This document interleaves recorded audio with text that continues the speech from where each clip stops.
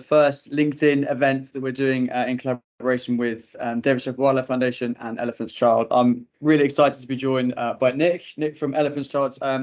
Nick, I know you're doing a huge amount of work in the space that we're going to explore today on ESG and charity business partnerships, but I wonder if you could just give everyone a brief insight into the many aspects of your role with Elephant's Child and what you do day to day. Sure, yeah, no problem, Tom, and thanks for inviting me along. It's been great to join this first session, first recording. And so my role, I'm the Chief Strategy and Impact Officer at Elephant's Child. Prior to that, I had over 15 years experience in financial services. And Elephant's Child, we're the UK's leading purpose-driven business growth advisor. What do we mean by that? What do we do? Well, we're really there to support business owners, business leaders, and their senior management teams, help them to achieve their business ambitions at any stage of their growth journey, really. Excellent. Fantastic. I mean, it must be an incredibly busy time for you in terms of looking at where business growth is going, in terms of balancing sustainability as well as ESG aspects of delivery and design as well. Yeah, lots going on. We're seeing increasing interest from business owners, business leaders. Equally, we feel part of our role, our duty as a business growth advisor is to bring relevant topics and areas of change onto the radar of busy business owners, particularly in the SME business space. So a lot of what we're doing is bringing some of these issues to the attention of business owners as part of their business strategy and growth strategy development work that they do with us. Fantastic. And we know that whether it's an SME or a large international corporation, the goal is always going to be about growth and revenue. And I'm interested to know more about the work you're doing between balancing strong and powerful and also pioneering sometimes ESG strategies and how that then relates to businesses achieving growth. Yeah, absolutely.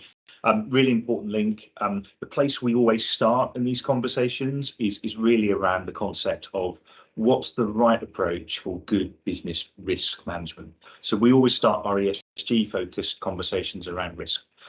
If you're not considering the broad range of issues that fall under that sort of ESG umbrella, you're really arguably not thinking about the broadest range of potential risk areas for your business. Now, this is both in terms of the impact of the company's operations on these issues at large, but also the impact that those issues can have on the business's operations in return as well.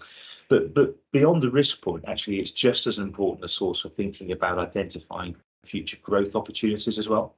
So we very much root our discussions and exploration of ESG issues around the business growth strategy. So how can we do something that furthers the role, the purpose of that business, builds resilience into that business and its future growth trajectory, whilst also doing good at the same time.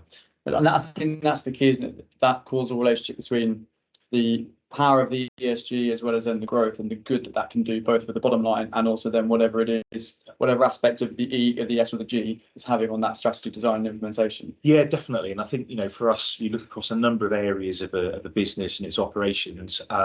ESG factors, when you start looking at this, they really do affect every aspect of a business and what it does. And the more you start making this a mindset thing around how you're approaching these issues, rather than sort of yet another set of boxes to be ticked, if you will, the better. I mean, really good example of that that's uncovered value for clients that we work with is really thinking about due diligence on your supply chain. Who are the people that you're working with? Who are the partnerships that you're building? And what are the values of those organisations? What journey are they going on themselves as well? We're finding that a focus around this area is having quite an impact for businesses that are spending time on it. It's also true that businesses that focus generally on enhancing ESG characteristics or just spending time considering that have been shown from various bits of research, MSCI research, for example, in the last few years has shown that these businesses will typically have higher levels of growth, profitability, greater resilience, a general lower risk profile as well. So I think business leaders are now really starting to see the importance of spending time on these issues. Sometimes it's difficult when you're a small business owner, leader, to balance everything out you have to do. Your days are very busy, resources are going to be constrained. But actually, I think people are coming alive to the fact that this isn't just a nice to do on the side. Actually, focusing on these issues will fundamentally help to drive that valuable growth that they're trying to create sustainably and in a resilient way over the long term. So truly integrating these considerations into a business growth strategy is definitely the way to be approaching it. Absolutely. I mean, so you're seeing through your work plenty of examples of companies that are taking a proactive approach, then they're reaping the rewards from it. So for someone that is engaging with this interview and they're thinking about ESG, and maybe, as you say, they're trying to balance the time to set aside to really focus on it, what sort of aspects of the strategy and design of the strategy, as well as the implementation, should business owners be looking at to make sure that when they do carry out the strategy, or they design the strategy and then implement it, that they can ensure that it's as impactful as it possibly can be, both for them and the issues that they're trying to mitigate? Yeah, absolutely. So I think we first of all we'd start with why, as Simon said, but start with why. So why look at these things at all, first of all? So I think stage one has got to be understand why you're doing this, why this is a relevant part of building out your business growth strategy for the long term. So, we would point to a number of areas where businesses that can embrace ESG considerations, truly embrace it as part of their DNA, their way of doing things across all of their operations, can really help to benefit that business across a number of areas. So not just the obvious things like sales growth, helping to reduce costs, particularly focusing around energy efficiency, for example. But actually, depending on the industry you're in, it can certainly help with regulatory direction of travel. So getting on the front foot with impending changes coming through in terms of reporting. For businesses that are at particular stages of growth, looking to access capital, access funding, maybe some subsidies as well, spending time developing and having a really clear ESG strategy, for want of a better term, will absolutely put you in a stronger position when it comes to applications for various grants that are available out there, as well as getting access to a wider range of funding products or better funding terms, perhaps. That's an area that we're increasingly now seeing opportunities for funding are far greater for those businesses that have a strong and credible and, importantly, authentic ESG story that sits around their purpose and why they exist and the difference that they make. So I think being really clear about why this is an important thing to start off with, I think is great. Not only that in terms of operations and funding things, but actually just having that real sense of clarity about what ESG, what purposeful, responsible business means to you, your operations, is a really important part of your marketing, telling your story authentically, attracting and retaining talent as well. Increasingly, we're finding that, and that's at all ages. I think, in a sort of post-COVID world, if you will, everyone's spending time thinking a lot more now about the meaning of what they're doing, the alignment of values, where they're spending a lot of their waking hours in a job, and the business that they work for, how is that a reflection of the values that they may have more widely in life? So we're definitely seeing a trend there where businesses that are really clear about their purpose, what they're about, the difference that they make, and how they tell that story both to external stakeholders, but also to their internal stakeholders, their existing teams, their prospective future employees. Really important part of that. Why spend time on this all together? So I think having got to stage one of understanding why we're doing it, the next question is, right, well, where do we go next? There are many different things that you could look at. We've distilled at Elephant's Child a bit of a roadmap that we like to work with businesses to sort of guides through that process, which I'm happy to chat. Absolutely, yeah, I've been very, very happy to chat through that. Yes, please do. Yeah, so I think with businesses having that initial exploratory conversation around why spend time on ESG at all, what difference will it make? I think what once you've got that why, what you then want to say is, okay, so where are we today against that why? So what is your current ESG position? So it's possible to audit that. There are various tools that are available, very effective, quite a few good tools that we use that particularly work well in the SME business space. And that really enables a business to, I think, not only get a really good handle on its current ESG footprint, it really, we find from experience, opens business leaders' eyes to the true breadth of ESG issues. As I said earlier, I think it's pretty hard to find any area of a business's operations that isn't touched by some aspect of an ESG issue in some way. and actually going through an audit exercise is a really helpful way to get that clarity, not only of where you are, but actually to understand where there might be some gaps or at least potential areas that you hadn't necessarily thought about as an ESG issue before, but maybe you are actually quite active. So you haven't looked at it through that lens before. Yeah. So it's a really valuable exercise we find for businesses to not only get clarity on starting to build that bit of an action plan as to where they might want to make some further incremental change, but actually really understanding the full breadth of areas where they could choose to make a difference. Yeah. So that for us is always stage one. Undertake an audit, understand your kind of current position. From there, I think you then need to evaluate that and say, okay, well, when we're building our future strategy out, the areas that we could look at, how do we best align the many, many different areas that we could develop, make a change to, so that they truly are aligned with the business's core purpose, the products and services that they offer, and making the ESG strategy a truly central part of their overall business strategy. So they shouldn't be two separate pieces of paper, if you will. There should be a truly holistic strategy, and that is the way in which you're going to authentically embed an ESG, a purposeful mindset within your business, as if you make it one and the same with your core kind of business strategy, really. So when you're doing that, you can then start setting some stretching goals, but importantly, being really deliberate about the areas that you're not going to choose to focus on in the near term, as much as the things that make most sense, that are aligned to your purpose, your products, your services, which obviously is true of any strategic kind of goal setting process. So it's exactly the same thing here for an ESG strategy, but I think then that will enable you to lock down on the things that make most sense for your business, its culture, its values at its particular stage in the growth cycle. And is that a very personal process to go through? Is it personal to you, as in you subjectively, you personally, your team, and also then your business? Yeah, I think so. I mean, you know, when we approach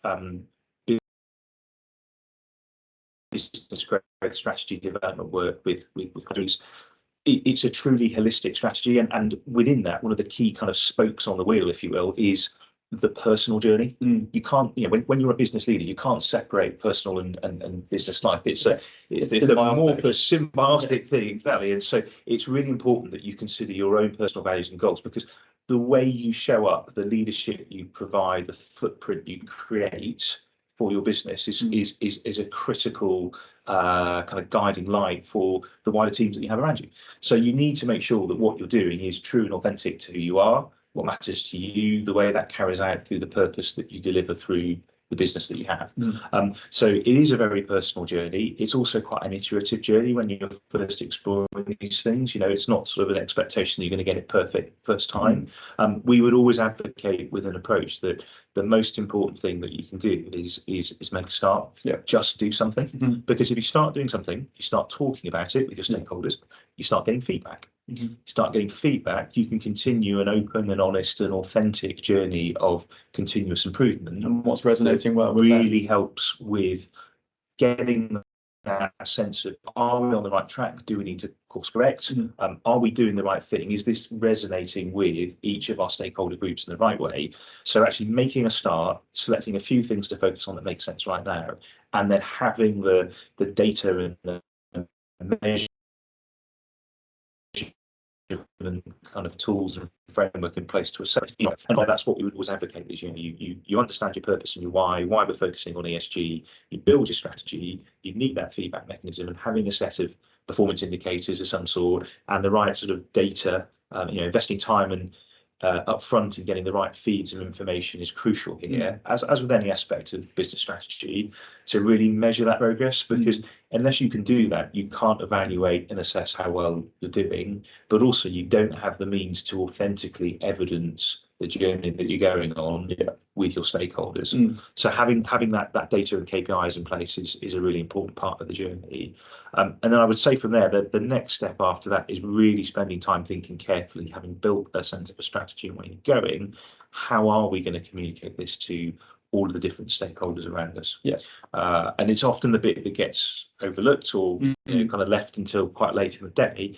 But actually, if you don't have that means of of telling your story, and I very deliberately kind of use those terms. One of the areas that we spend a lot of time working on with our clients is how can you better tell the story of what you do. Yeah. And ESG is actually a hugely powerful part of that, and it can be done authentically and openly and transparently, and in this spirit of we're not perfect, but we're committed to making some change, and we're going to share that journey with you. It's one of the most powerful tools for engagement that any business can have. And so time spent thinking about that approach, how you're going to plan that, is really important. And the impact otherwise that you deliver through your ESG strategy and wider business sort of purpose won't be truly kind of felt, I think, or the story won't be understood fully, because you haven't set that journey out clearly for your stakeholders. So you can have all the impact of the world, but if you're not telling the story clearly, then to some extent you're not going to get that sense of achievement. So for me, having that process mapped out, it just provides that really important kind of context for the work that you're doing, and crucially just ties everything together, right? It makes a coherent kind of story, really. So I suppose with the communication aspect, it ties in the benefits of why you're doing what you're doing. If you communicate it effectively, it can also be used as almost like a green marketing funnel if you communicate it effectively. And that's something that we at DSWF are finding with a lot of our partners, is the actual reciprocal nature of charity to business relationships, particularly within an ESG context. And as you say, there's that almost subconscious ESG aspect to it, because companies are looking to be more environmentally friendly or looking to engage with the biosphere in a more sustainable way. That in itself is a strong aspect of an ESG strategy, but they may not have labelled it as such. And one of the things I think was coming across really clearly is the clarity is the key. And if they can take that journey of being clear on what it is they're trying to achieve and how they're going to go and do it, and then also crucially then how they communicate that back to their stakeholders internally and externally. That's almost where the sort of the art, value of the art comes in, where it comes around and back, it feeds back into their business model. Which is interesting you say that's the part that sometimes gets forgotten. It is. I mean, I think it's the thing where sometimes when you're living and breathing this thing, you forget that actually the journey you've been on, back to the thing before, it's got a personal journey. But actually making sure that others are understanding the context of that and why you're doing it is something that I think business will tend to sort of generally underinvest time and effort in. But I feel that spending time on an ESG strategy is kind of another opportunity to kind of revisit that. So so a few things around that. I mean, I'm sure many people have heard of the concept of kind of greenwashing. So the idea that people make a number of claims about their sustainability journey in some form, and maybe it's not entirely backed up by facts. It's maybe more ambition than the reality. But being kind, I'm probably being very kind there. And there's lots of high profile examples of where people have been sort of kind of uncovered for having done that. And that I think has created a certain amount, understandably, of nervousness around it. So actually, what you now see is the emergence of the concept of green hushing, where you've now got I love these terms, but you've got this concept of people who are doing some great work but don't want to talk about it. They're really nervous about talking about it because they're worried that because it's not quite perfect yet, or there's something that's been missed out, that somebody will call out some form of gap. So rather than celebrating progress and the intention and the spirit of continuous improvement, we just won't talk about it at all. And that's such a crucial missed opportunity for business to tell the story. The other bit that I would say that, again, I think is perhaps not always appreciated when it comes to ESG, particularly for anyone who maybe has started with a bit of a preconception that it's some form of kind of compliance box ticking exercise rather than a DNA truly embracing it holistically around your business type concept, is when you engage around ESG issues, it's a very kind of human thing. It's always going to be about your people or your stakeholders in some way. And time again, it's been proven through any type of marketing kind of engagement that you will get great engagement when you talk about your people. So, sometimes we all know that it can be the silliest posts on LinkedIn about a charity day or someone's crazy attempt to do something that really brings to life the sense of culture and values of that organization that gets the most engagement. And that's because people buy people. That's what they do, right? So actually use that as a lens on your ESG journey, and it's a great opportunity to bring to life the character, the values, the culture of your business, and talk about this story of continuous improvement, about work on areas that really matter to you and your business and through the product or service that you provide. So yeah, I'd say that's a crucial area to work on. The other aspect that you can do to support that activity is something, it's an academic kind of process called a materiality assessment. And that's a great way to take a step back and say, right, we believe these are the relevant material ESG issues from a financial perspective or risk perspective to us as an organisation. And we have a sense that that's going to matter to our stakeholders, both internal and external stakeholders. But how do we know that? It's just an assumption. So let's go and test it. So a materiality assessment is really a way to say, these are the things that we think are important to you as an employee or to you as a customer of ours or some other stakeholder in our ecosystem. But can you validate that for us? Yeah. Are these the things that matter to you? Do you see that the value that we deliver to the world as a business through our purpose and our products and services, do you see us delivering value across these areas? Or is there something else that you think that we deliver that is of value? And the great thing with that process is that it will always validate the assumptions that people by and large have. So that's good. It's affirming that we're doing the right thing, we're talking about the right things. But without exception, I think it always uncovers a few surprises. Things that maybe the business thought were really, really important to their clients, the stakeholders, and it turns out they're not. Yeah. Or equally, things that they didn't think were an issue, and actually they are really important. And we've seen some examples there where it's perhaps shone a new light on different areas of the business's operation where that perception of value perhaps hadn't been recognised internally from in a different way, at least from where the client's perception may have been. So really valuable exercise. It can be done quite cost effectively if you manage that kind of carefully. But it's a very rigorous process that not only uncovers some of these understandings and either validates assumptions or maybe uncovers new areas that hadn't been considered before, but it also then gives you some great material and tools to use as part of your communication strategy. So we think it's a really additive part of the process of building out this kind of holistic ESG strategic plan for the next kind of 3-5 years or more, really. So I think really ultimately finding a way to build a plan that really integrates your sense of purpose and the difference that you make right the way through to integrating it with your broader business strategy and then demonstrating the impact and the journey that you're going on to all your stakeholders. It's actually a really rewarding process as well. It's something that can really kind of supercharge the successful growth or the resilient growth of any business, really. I think what you're saying there with the whole aspect of being very personal and also then talking about the value of feedback. So the materiality assessment there is a huge amount of feedback, both internally and externally. I suppose you need to have an element of humility as a business owner to be open to that level of feedback of what's important to your organisation, what's important to your stakeholders internally and externally, but also then is it resonating as it should be?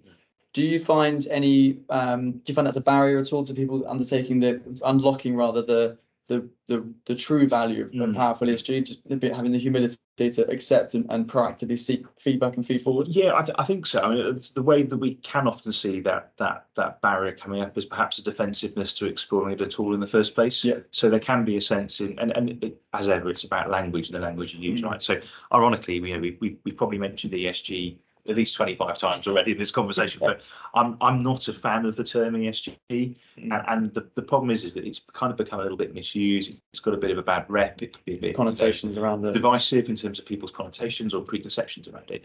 Fundamentally, and this is back to the point I made about how we often start conversations around risk management, because if you engage business owners sometimes around the concept of ESG, it's perfectly legitimate, acceptable for a response to be, well, that's not relevant for us. If you talk about a business and you ask about how you're managing risks in your business, it's a lot harder kind of objectively to say, well, we don't worry about risk in our business, So actually framing it that way, I think it does two things. It enables us to have a meaningful conversation and really broaden out the sense of what ESG can mean for a business, but at the same time it also means that it's safer ground for individuals who, for whatever reason, are perhaps feeling less confident about what ESG means for their business. Yeah. So actually, let's just talk about risk management. If we're able to bring in ESG considerations as part of that broader risk management and sort of seeking future growth opportunities in business, that's a softer way to engage on that. So where we do sometimes see barriers is around that sense of, well, this just isn't a thing for me or for my business. Yeah. So that's often the way that we'll approach it. So well, let's talk about risk and say look at that. Change the narrative around it. Yeah. Incredible. I mean, so we've spoken about the journey that businesses go on from initiating their journey around risk rather than supposedly ESG, but across this whole journey, and then the complexities around making sure it's impactful and as effective as it can be.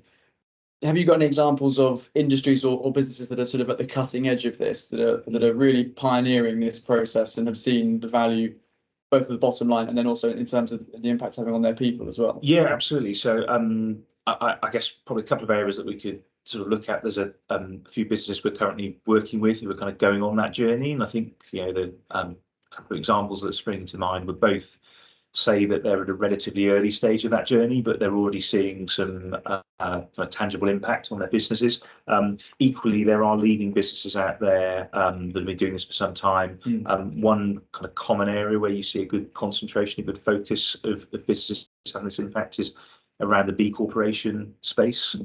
It's a particularly big footprint now in the UK as a proportion of sort of global B Corps. But for anyone who's not sort of familiar with the B Corp kind of concept, it's really big businesses that are setting out to meet quite a high standard of sort of social and environmental performance and standards of transparency and accountability that really demonstrate that they are seeking to serve all stakeholders in their business, and they're not just thinking about supporting the maximisation of shareholder value as a kind of a sole kind of concept. So it's a growing movement, and they're really big. I guess the shorthand is sort of businesses that are focused on using their business as a force for good in some way. Yeah. So there's a whole movement of businesses that are growing there that are really interesting. And there are many other accreditations out there, but I would say many higher profile retail brands have become or are in the process of becoming a B Corp brand because they think it's a good encapsulation of the values and the purpose that they want to drive through their business. So there are many people doing some great stuff out there, and you would see a high concentration in that space. And indeed, we work with a number of businesses that are looking to follow that pathway, that journey towards becoming a B Corp. I'm doing the same with my own craft brewing business as well, so I've got some lived experience of that process. And actually, at Elephant's Child as well, we're quite committed to that journey too, because I think it's a helpful framework. But yeah, going back to some individual examples and where we've seen change perhaps at an earlier stage, I would say the first one that springs to mind is in the IT services sector. So managed service provider, not necessarily where people would immediately jump to in their minds when you talk about purposeful business. But you've got an example here of a business that's led by some very kind of purpose-driven leaders who have a strong sense of what's right and wrong in terms of the way they operate their business and the interaction they have with the community and the stakeholders around them. They went on a bit of a journey with us to get some clarity on their mission and their purpose, and really trying to understand for sure what the difference between where they were with their value proposition and the true impact that it had. So coming back to that concept of a materiality study, that was quite a useful exercise for them to uncover where they thought the value was being recognised, and actually the reality of some other areas that sort of came out of the woodwork, which were perhaps not the main area of focus for them. So they did a number of those early steps. They looked at an audit, an ESG audit for the business. They spent some time thinking about their purpose and why they do what they do and how that links to the value they deliver. They did the materiality study, and what it drew out, one memorable example it drew out, was that it did highlight that one of their core services around being a managed service provider, so they provide laptops and devices and keep everything secure and safe. But that cyber security component very much being seen as a social good. If you think about the difference that good quality, secure kind of cyber security environments can have for a business and the impact on its stakeholders, customers or communities around them, providing that as a service is actually a social good. Yes. When you look at it through that impact lens, and it wasn't something that had been recognised quite clearly in their business before. So whereas perhaps their impact narrative previously was around some of the community work they did, some of the environmental projects they supported, there was a sudden realization that actually their core kind of reason for being, what they did, was actually in and of itself a social good that was making a huge difference. They themselves have a number of charity clients, so even just protecting the interests of other charities, the sector, it's also a social good. Great thing that they were doing, right? So that gave them I guess, a renewed energy and a renewed sense of purpose. And what did that do for them? Well, I guess first of all, it gave them enthusiasm to go out and tell that story really clearly. It became quite a distinguishing feature in their pitches. So you can imagine you've got somebody looking for managed service provider services. The services underneath are largely going to look and feel quite similar, you might expect, for a business looking at that. And what they were finding through feedback is actually they were starting to win new business, not because the underlying service necessarily was any different fundamentally. You provide support in a Microsoft 365 environment, whatever it might be, right? But the way they told their story about who they were as a team, their values, why they do what they do, and the way that they presented that was clearly striking a chord differently from other people who were part of those pitch processes. And that they were receiving that feedback from clients with successful bids. So that was an example of how just by adjusting the lens for their story, they were actually starting to see some positive impact on the bottom line and unlocking new growth opportunities. Indeed. Yeah, we similar to DSWF, we've seen it with some of our charity and business partnerships that we have, where the organisations that we work with have uncovered that environmental sustainability, conservation of wildlife and the biosphere is of core importance to what they do. And as you say, you have an IT provider, or you have another financial services company, or someone that has a product that is made by other people, a watch company, a jewel company. You could look at watches or jewelry or any other sort of or clothing or apparel and think, okay, relatively, as you say, similar products in one sense, but why is this company doing what it's doing? And that's where I think the value of partnering with charities to complement your ESG strategies is really crucial, because they can add context and sort of add weight to what it is you're doing and why it is you're doing what you do, and crucially the impact of what your custom and your production is having on the issues that you're looking to have an impact on, which is something that I think is really exciting, because linking back to the personal aspect of it, the business and the charity can then have a really sort of intimate relationship where the business is passionate about this core issue of the destruction of wildlife or habitats in a certain country or a certain species or a certain environment. We can then work with them to add that context to what it is they're doing and feed that back, as you say, to their stakeholders, which then works to complement the whole cycle as it goes from there. And it's exciting to see that there are companies that are already well versed in this and already seeing as the key thing there, the tangible benefits of having a powerful ESG strategy and partnering with organisations such as Elephant's Child and the DSWF to complement what they're doing.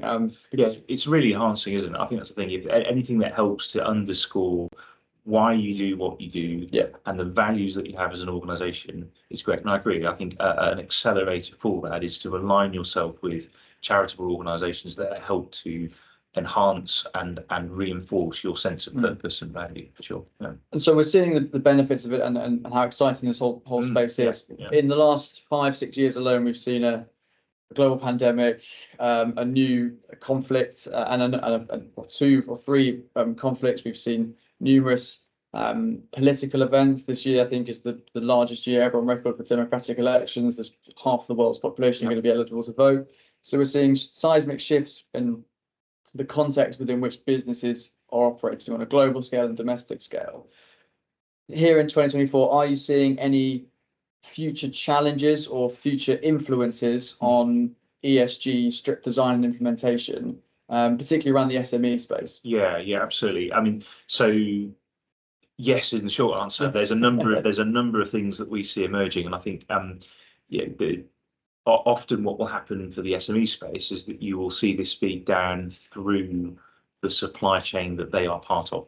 So things that are impacting larger businesses already, or government or government-linked organisations, local authorities, the sorts of issues that they're maybe having to think about, perhaps driven by regulatory change, which often kicks in for larger organisations first. That will first be felt by members of the SME business community when they're part of a much bigger sort of value chain, a supply chain. So that's often the engagement point for for businesses around thinking around these issues, because it's kind of coming to the fore through RFP processes and pitch documents and the like.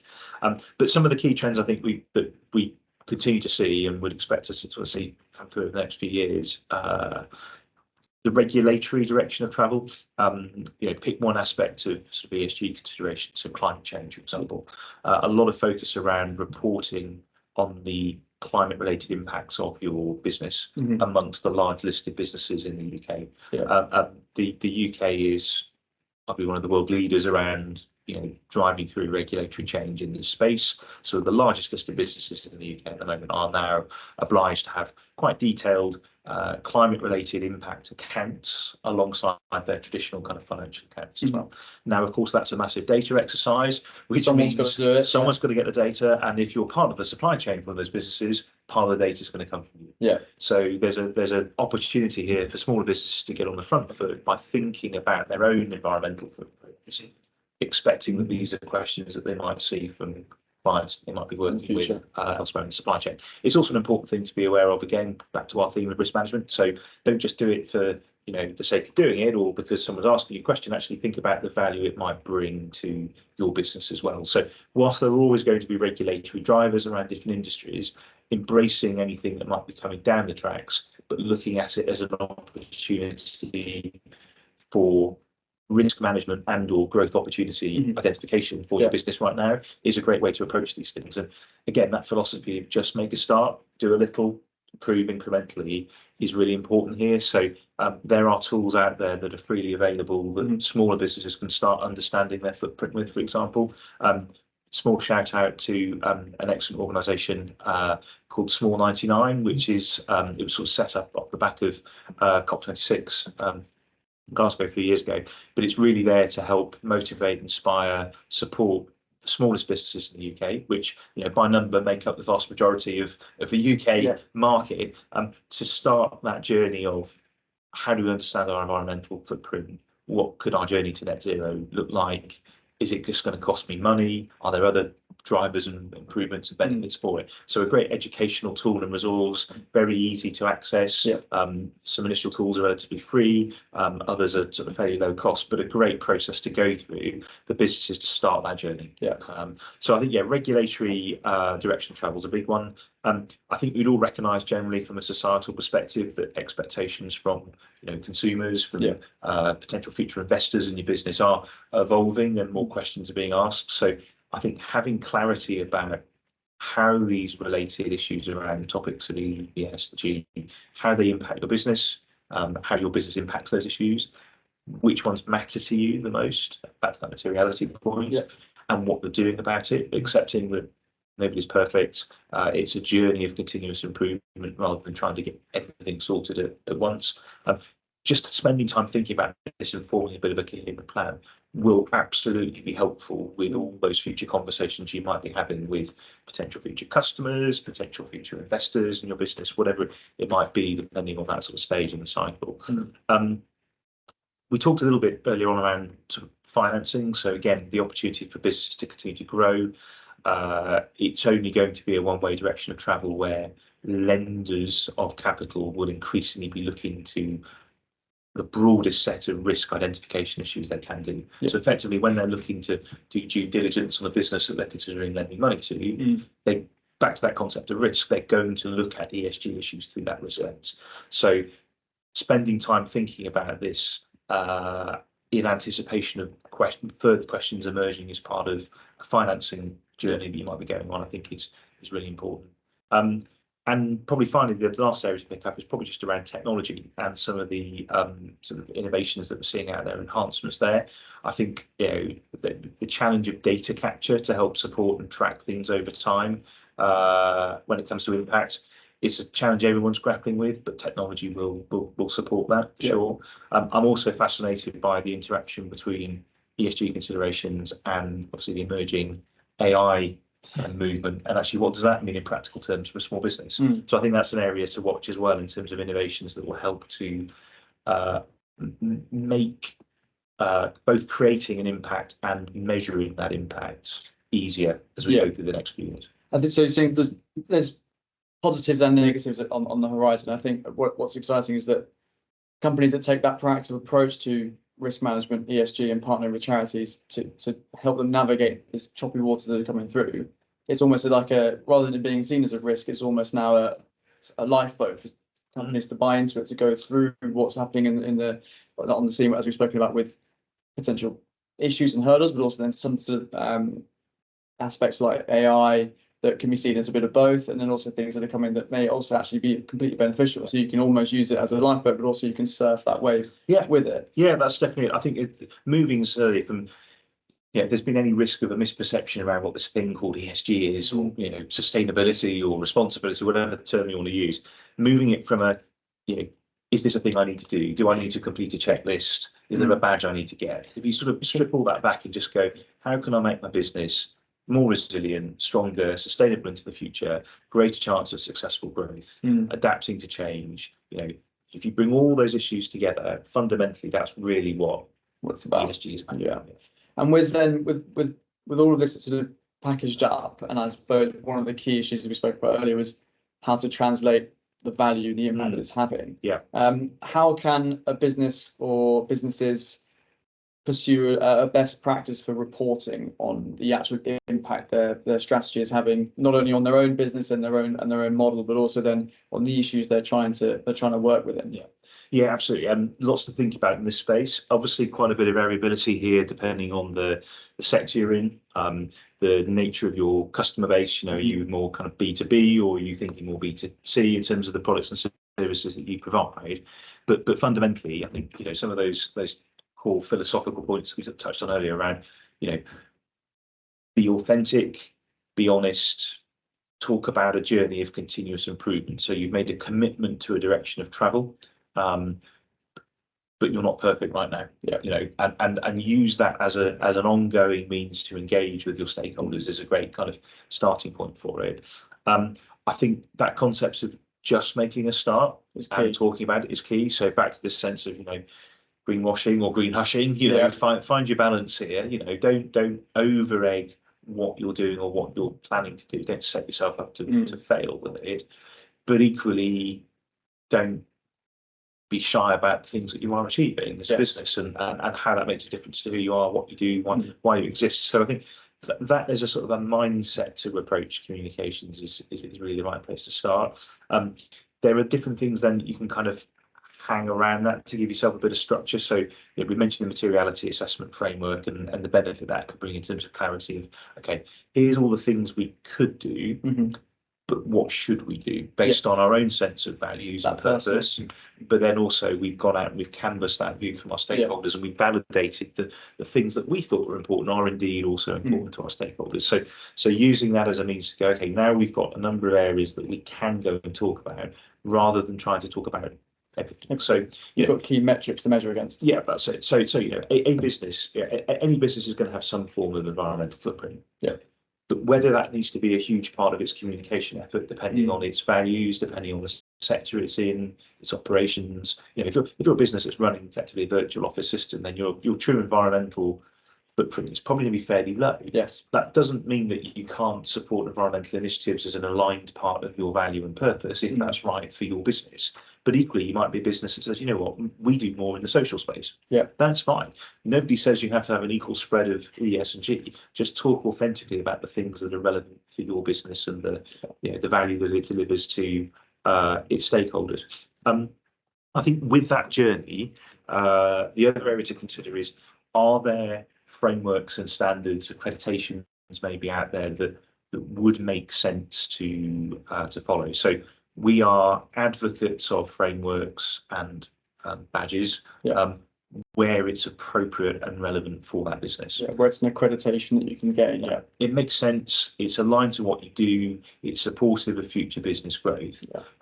We're not fans of collecting badges just for the sake of collecting badges, because there's the risk then that it ends up being a tick box exercise rather than something that's truly integrated to the DNA of the business. But there are frameworks out there. I've mentioned the B Corporation framework already, where it's open source. The detail is freely available to everybody, and frankly, whether you whether you choose to go on and get the badge itself or not, you can still use that as a great holistic framework to measure and improve against. And we think there's huge value in that for any business on an incremental basis, really. So I think that's really important. We talked about metrics, so I think making sure that where you are talking about changes you're making, that you can, substantiate those changes with data. It's green marketing rather than green washing. That's exactly that, Tom. And I think and tell that journey, that story, that journey over time as well. It's not a one and done. I've seen a lot of people get quite concerned around, what should we do with our first impact report? Well, an initial impact report for a relatively small business can be pretty short, it could be 5 or 6 pages. But crucially, what it does is it sets out your stall about the areas that matter to you and your organisation, the difference you feel you make, hopefully a bit of validation with your stakeholders, employees and customers as well. But it sets out the opportunity to go, and these are the things that we are going to do. Formalise. Yeah. Check back in 6 months' time or 12 months' time, and we'll tell you how we've got on. Yes. And I think then that creates another reason to engage with stakeholders. There's a story to play out at that point. So making sure you've got metrics to help support that, really key. I'd probably say the last thing to think about here is how you use that communication journey to also engage your supply chain. Yes. So one of the biggest areas of difference that you can make, and this is something I have really seen some great case studies with clients we've worked with, is influencing others in your supply chain. And it's that classic thing, particularly in the SME space, where you go, well, we're tiny. Why would X, Y, Z supplier listen to our feedback?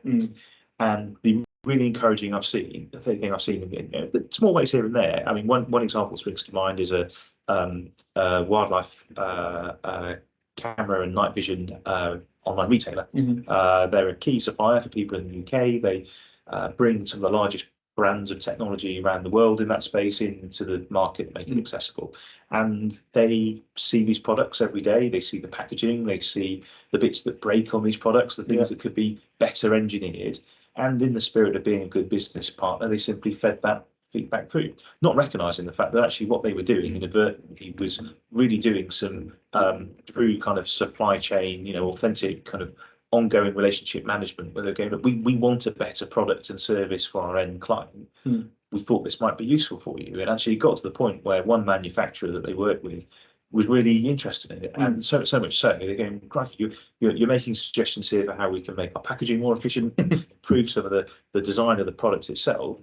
We'd love you to come and see us once a quarter, and we'll build a bit of a customer forum around you. So these guys suddenly went from being, well, we're just a small a customer of these guys, through to actually we're now influencing a peer group of people that are all working towards that same goal of improving the product and the experience for the end customer. So they've gone from what little difference can we make in this space by asking a few questions and sending some feedback, to actually being right at the heart of a continuous improvement mechanism. So, small things like that, lighting little fires, showing people that by starting these conversations, you might have a supplier you've worked with for 20 years, and by asking certain questions around maybe an ESG due diligence questionnaire, which we help clients to sort of work on, you can uncover new areas of understanding on a relationship that may have been in place for many, many years.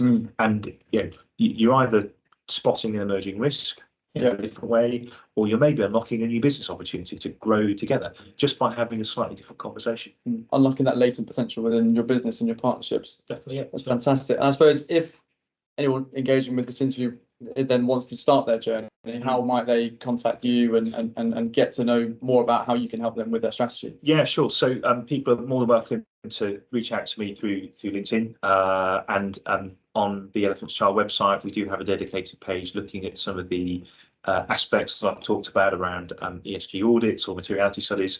So do feel free to take a look there as well, and engage through our contact details there on the website. We'd be more than happy to chat to businesses who are sort of looking at either starting this journey or wanting to sort of re-engage on this journey, maybe having put it on the shelf for a little bit. And as I said, at any stage of the business's growth journey, I think this is a really relevant lens that a business leader should be putting around their business strategy, so we can help kind of bring some clarity to that, and hopefully share some great experience that we've had, you know, working across kind of a wide range of businesses, different sectors, and different stages of the growth cycle. So fantastic, excellent. Well, and if anyone then wants to look at how partnering with a charity can also amplify the great work that they'll no doubt do with you, DSWF Wildlife across all social media, and feel free to reach out to me on LinkedIn as well as the team, and partnerships at dswf.org.uk is the website. But Nick, last thing is to say thank you very much for the time. I've learned a huge amount, and I'm sure everyone who engaged in this interview has as well. I'm looking forward to the next one. It's great. It's been a good chat.